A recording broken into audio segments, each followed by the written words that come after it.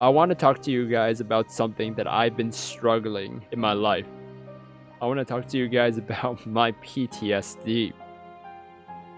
And this has to do something with my father. Throughout my whole life, I've been physically abused, psychologically abused, and emotionally abused. It could be a small little thing,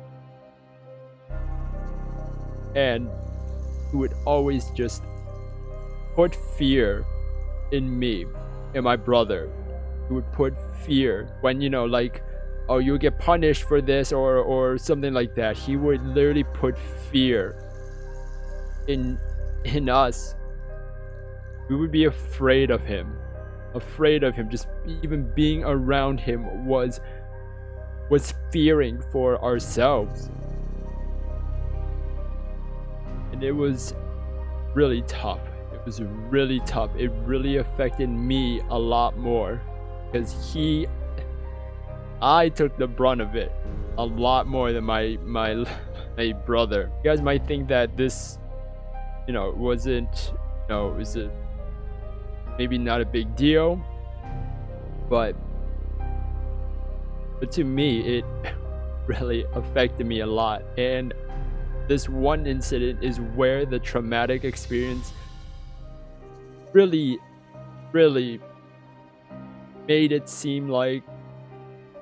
made me feel unsafe. It really made me feel unsafe and eventually made me more introverted, more afraid of people, of trust. And this experience happened about 8 years ago. I was washing my hands. I was spacing out. I wasn't really thinking about anything. And then, it took a while. And then I just, I finished washing my hands. And I went to my room. My father came in. He yelled at me about wasting water and stuff like that. And then told me that I couldn't use the car. And I said, okay. I agreed. I mean, what I've learned throughout the years, and even from my mother, is that just agree with him. Don't say anything else, or you will get hit no matter what. So that was the fear, is always getting hit. And he denies all of it. He doesn't even remember anything of that.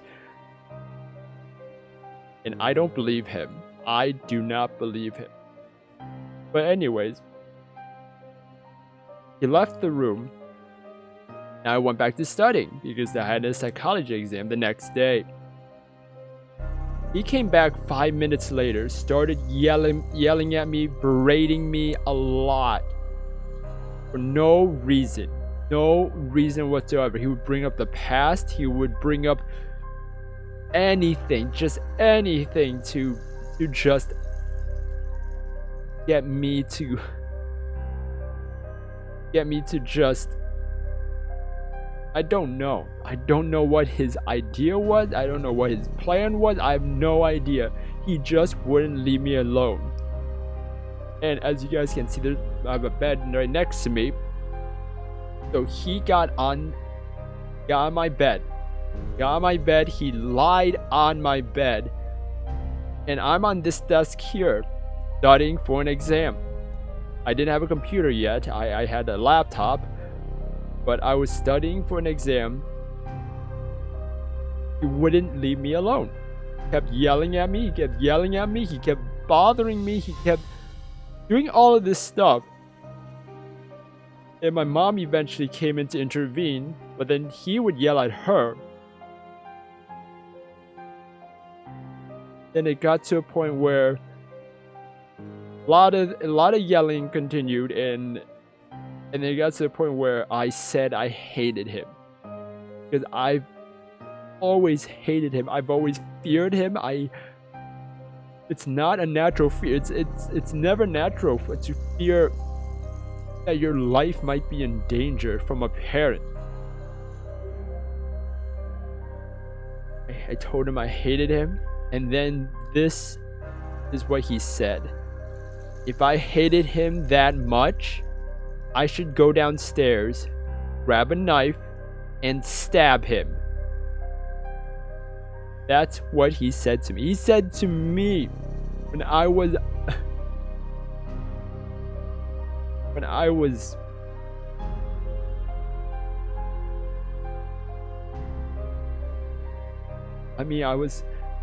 17. I was still pretty much a child. I haven't gone to college yet. I haven't really grown up.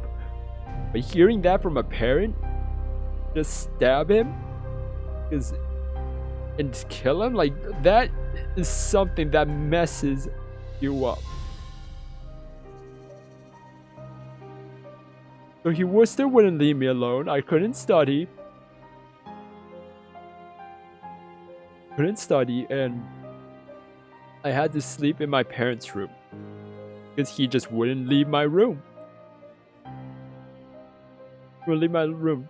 Next day, I went to see my counselor. I told him everything that happened.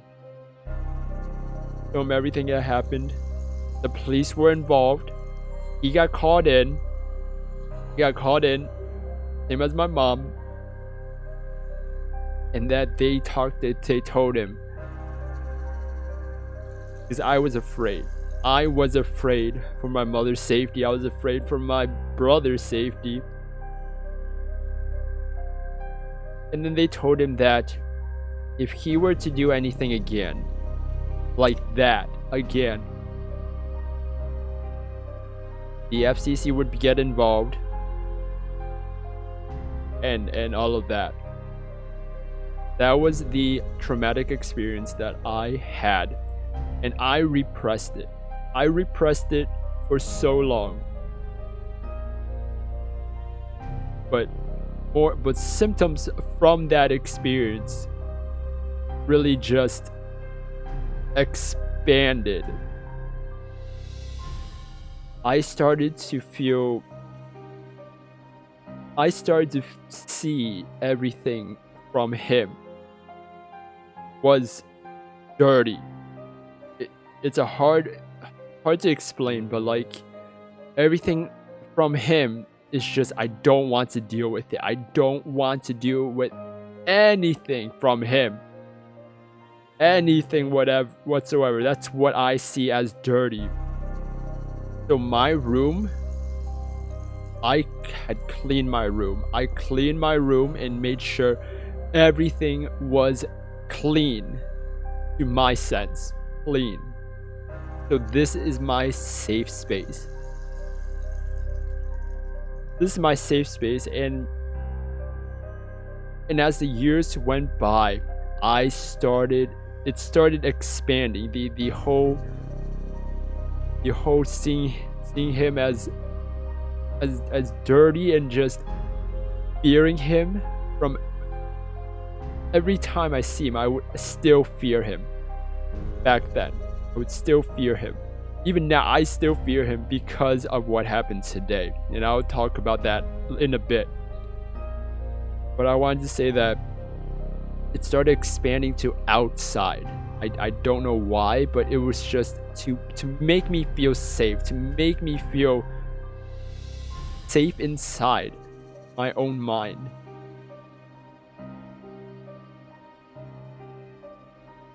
But it's not healthy. It's not healthy to have this germaphobia OCD. Not healthy, I know that. But it's something that keeps me, like, sane. In a sense, it makes me feel good to keep myself safe. And it's so hard to talk about this. so hard to talk about this, but last year is when the repressed memories of all of that made me start feeling more and more fearful of him, more and more angry at the whole fact that my life has been just abused, just physically, emotionally, psychologically, and abused. And it's not a normal childhood. It's not a normal childhood, and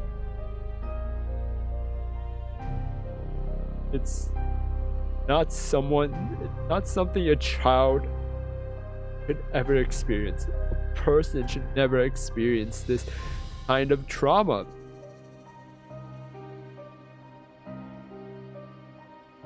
But I started fearing him more. I started locking the doors. I would be hypersensitive with him around. Making sure that even during the recording, I know where he is. I would be afraid of confrontation. Which is why trust is an important thing to me. Trust is so important to me. But with a parent that did that to the child, that trust of a parent figure, and that trust will make you think otherwise about other people as well. And it's really affected me a lot. It affected me so much. So today, I don't talk to him. I don't even want to acknowledge him. Even though we are blood, it means nothing. It means nothing because I've never had a dad. I've never had a real father who actually treated me right and my brother right. Never.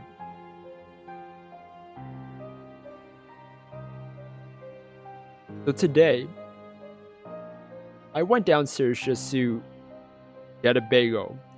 I wanted to eat a bagel. There's some bagels left, some breakfast food. Like I waited a while for him just to get out of the kitchen because I don't even want to be near him.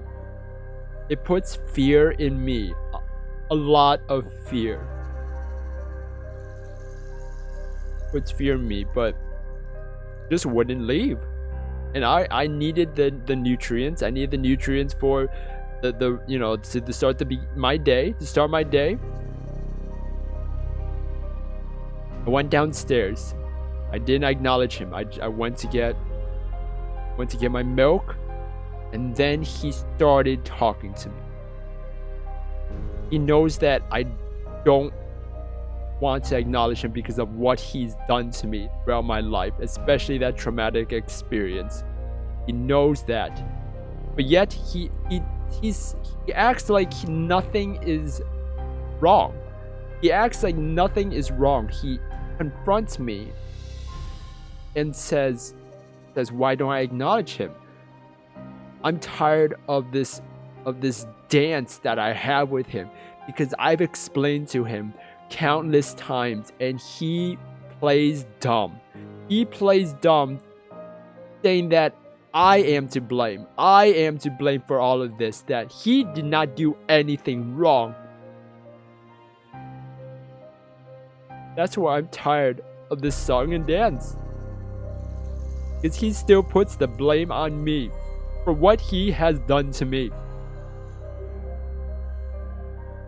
And yet he wouldn't leave me alone. I told him I don't want to talk to him. Just please go away. Don't bother me. And then he acts all high and mighty, saying, "I didn't do anything to you. Why won't you talk to me? Why are you acting like this?"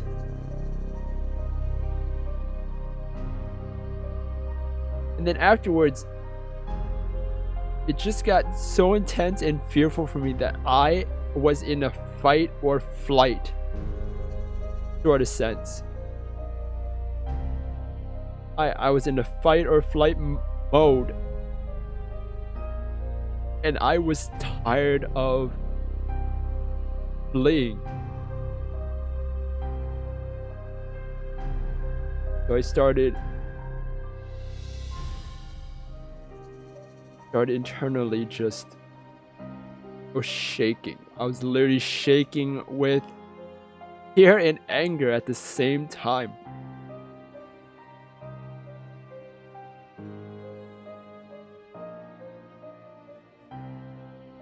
And I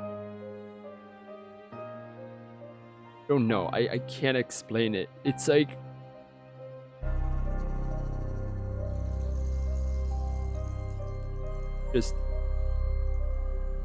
he just wouldn't leave me alone. All I wanted to do was eat a bagel and that's it. But he wouldn't leave me alone. Inside I was just so scared.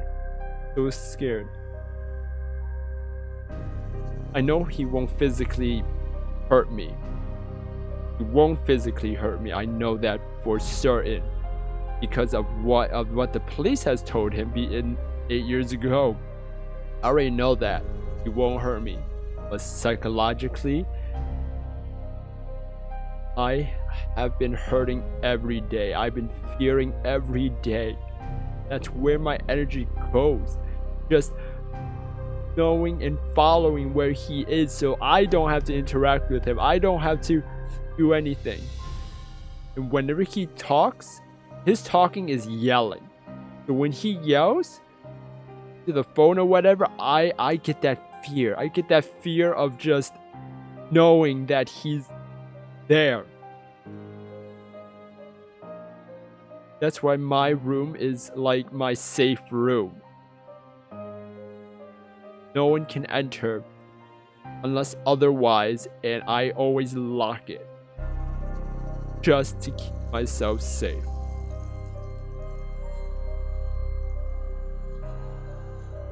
But I digress.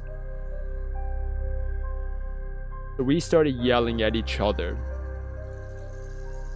because I told him that he should know. He should know what I've told him countless times. Just doesn't get it. He doesn't remember. Doesn't remember. Something like that. And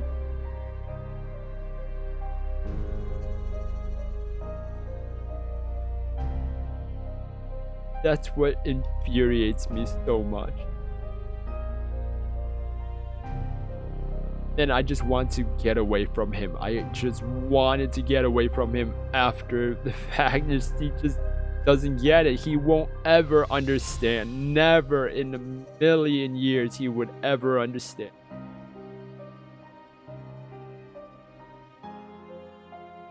That's why I don't see him as my father. I just can't ever see him. Ever. That's what I deal with every day. That is my PTSD. My fear. That. It doesn't help when after the fact of the yelling and stuff,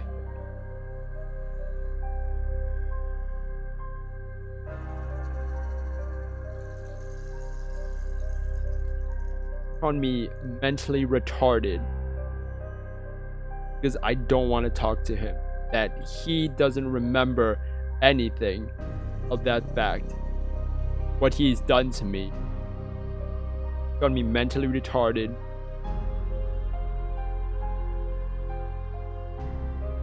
And a mother effing piece of Scheiße. But you know what that means. But in Chinese, those things he said he does in Chinese, and it's always always in Chinese when he swears. When he swears at me, he doesn't think that I know what he's saying. Spoke it in Cantonese. I can understand Cantonese. I can't speak it, but I can understand it. And it just hurts me so much. I hate him so much. I fear him every day. It's so hard to go downstairs to get food. It's so hard to just do normal things that people shouldn't fear.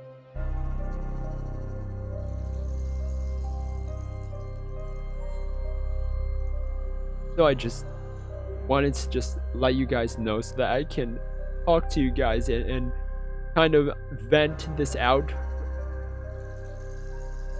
And just vent this out.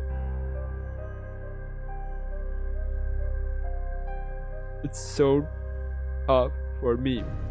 So tough every day of my life to do this. So much stress is just there, which doesn't need to be. But thank you guys for supporting me and just understanding what I've gone through, what I go through every day, where all my energy goes, where pretty much all my energy goes. With my headache, that decreases so much of my energy as well.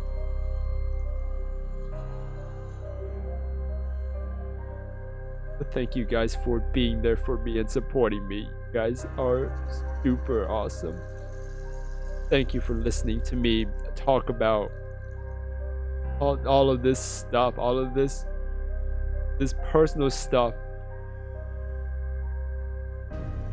Because it's something that I can't deal with alone anymore. That I need people to know what I go through every day. Can't just hold it in and just expect everything to be hunky-dory the future. It won't be like that. But I know you guys are there for me, and that's why I'm sharing this to you. Thank you guys. Thank you guys so much.